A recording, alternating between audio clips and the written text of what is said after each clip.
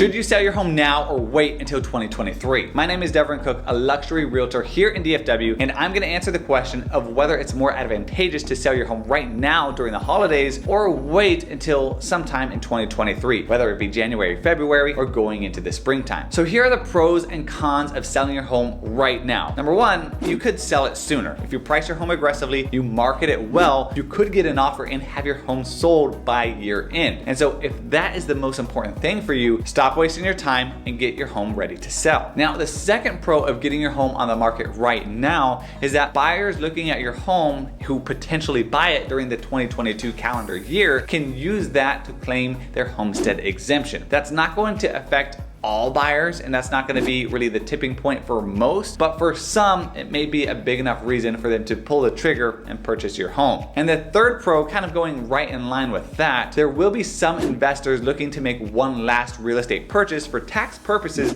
before the end of the year. And so if you get your home on the market right now, you could potentially open up your home to those investors looking to make that one last tax purpose purchase. But what are the cons of selling your home right now at the end of the year? And not just 2022, but any year? Well, number one, you're going to have less overall showings. The reason is that real estate is cyclical. You get more showings in the spring and summer months than you do in the fall and winter months. That's just how it goes. Although 2020 and 2021 were somewhat of anomalies, and we had just overall very high demand throughout the entire year. But even during 2020 and 2021, we did see a small tapering during winter and fall, and that is typically what we expect to see. So just expect overall less showings, less attention, less offers, and maybe less money for your home as a result. The second con is there's just a lot of inconvenience with selling your home in a normal time frame, but when you're selling it during the holidays, it just adds